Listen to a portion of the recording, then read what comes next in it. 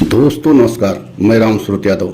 किसी तरीके से प्रधानमंत्री मोदी जी गठबंधन की सरकार बना लिए और तीसरी बार प्रधानमंत्री पद की शपथ ले लिए, लेकिन प्रधानमंत्री मोदी की अब पूरी बीजेपी सरकार की मुसीबत कम होने वाली नहीं है, क्योंकि जिस तरीके से अब पूरे देश में जो है प्रधानमंत्री मोदी की सरकार को लेकर के आलोचना हो रही है, खासकर जो है उनके गठबंधन के जो दल हैं, उनके साथी हैं, वो बहुत जो है इस समय नाराज बताए जा रहे हैं। और यही कारण है कि महाराष्ट्र सरकार जो बीजेपी के गठबंधन से एकनाथ शिंदे जो शिवसेना के प्रमुख हैं एवं जो है अजीत पवार जो एनसीपी के जो है प्रमुख हैं, ये लोग जो जिस तरीके से अब बेहद नाराज हैं और खासकर प्रधानमंत्री मोदी से बहुत नाराज बताए जा रहे हैं। ऐसा प्रतीत हो रहा है कि ये सरकार कभी भी, खासकर बीजेपी महाराष्ट्र की सरकार जो गठबंधन की वहां भी सरकार चल रही है, किसी भी समय वहां की सरकार गिर सकती है।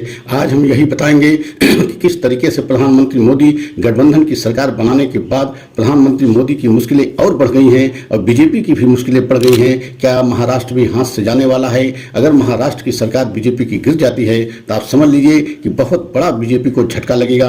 और आज हम ये भी सच बताएंगे कि क्या गठबंधन की सरकार भी एक तरीके से खतरे में है। अगर हमारे चैनल पर पहली बार हैं तो चैनल को लाइक सब्सक्राइब जरूर करें, वीडियो को अंत तक देखें, तभी पूरा सच आपको समझ में आएगा। तो सबसे पहले तो आपको ये जानना बहुत जरूरी है कि गठबंधन की सरकार जैसे ही प्रधानमंत्री जो है बनाए और उसके बाद शपथ ग्रहण समारोह भी हुआ, लेकिन जैसे ही मंत्रिमंडल का विस्तार हुआ उसमें आपने देखा कि एकनाथ शिंदे को पूरी तरीके से दरकिनार किया गया और उनको तवज्जो नहीं दिया गया, जबकि उनके 8 जो है सांसद जीते हुए हैं। तो आप समझ सकते हैं कि उनको मात्र 1 मंत्री पद दिया गया और यही परिस्थिति जो है अजीत पवार के साथ है। अजीत पवार को भी तवज्जो नहीं दिया गया।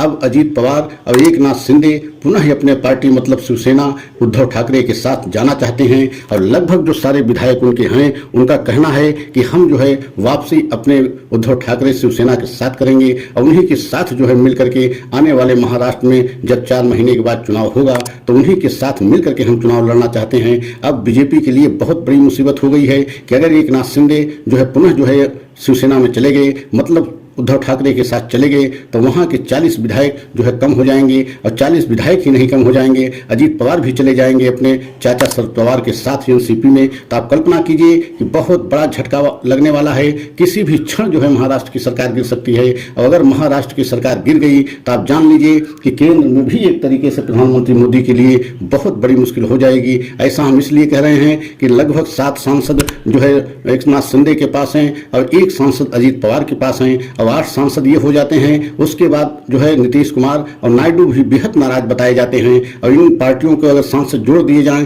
तो लगभग 28 सांसद इनके होते हैं। नायडू के पार्टी के 16 सांसद और नीतीश कुमार पार्टी के जेडीयू के जो है 12 सांसद, तो ये सब मिला करके लगभग जो है 36 जो है सांसद हो जाते हैं। अगर ये 36 सांसद अगर जो है बीजेपी से बगावत किए और बीजेपी का समर्थन एक तरीके से वापस ले लिए तो बीजेपी की सरकार केंद्र में भी नहीं बच पाएगी, मतलब केंद्र की भी बीजेपी की सरकार जा सकती है। तो आप समझ सकते हैं कि इस समय प्रधानमंत्री मोदी बेहद हैरान परेशान हैं, क्योंकि एक तो महाराष्ट्र की सरकार जाने की परिस्थिति में है, किसी भी समय महाराष्ट्र की सरकार जा सकती है, और दूसरा जो है महाराष्ट्र के असर जो है केंद्र सरकार पर, मतलब प्रधानमंत्री मोदी की कुर्सी भी हिला सकती है, क्योंकि इतना जो है सांसद तब हो जाएंगे कि अगर 35-36 सांसद जो है एक साथ जो है बीजेपी का समर्थन वापस ले लिए बीजेपी से, तो बीजेपी की सरकार केंद्र में भी गिर सकती है। यही कारण है कि प्रधानमंत्री मोदी की यह तीसरा कार्यकाल बेहद जो है संकट में है। और आप देख रहे हैं कि जिस तरीके से जो है प्रधानमंत्री मोदी अपने जो है गठबंधन के दलों को बेहद नाराज कर रखा है, क्योंकि आपने देखा है नीतीश कुमार रेल मंत्री का पद मांग रहे थे लेकिन उनको नहीं दिया गया, और नायडू भी जो है गृह मंत्रालय या वित्त मंत्रालय मांग रहे थे और साथ में लोकसभा स्पीकर का पद मांग रहे थे, उन्हें भी नहीं दिया गया। तो आप समझ सकते हैं कि ये दोनों पार्टियां, खासकर जो है नायडू की पार्टी और नीतीश की पार्टी, ये दोनों पार्टियां अगर समर्थन ले लिए और उधर एकनाथ शिंदे भी समर्थन वापस ले लिए तो बीजेपी के लिए बड़ी मुसीबत हो जाएगी। और एक ही नहीं, महाराष्ट्र के साथ साथ जो है केंद्र सरकार की भी जो है सरकार जा सकती है। ऐसा हम इसलिए कह रहे हैं कि अगर 35 इस समय मौजूदा में प्रधानमंत्री के समर्थन में 293 सांसद हैं, अगर उसमें से 35-36 सांसद कम हो जाते हैं तो यह सरकार एकदम अल्पमत में आ जाएगी। और यही कारण है कि पूरे देश में इस समय यही चर्चा का विषय बना हुआ है कि मोदी कार्यकाल तीसरा जो है प्रधानमंत्री कार्यकाल कितना दिन जो है पूरा करेंगे। चलेंगे, कब तक ये सरकार चलेगी, पूरे देश में चर्चा का विषय है कि ये सरकार चल भी पाएगी कि नहीं चल पाएगी।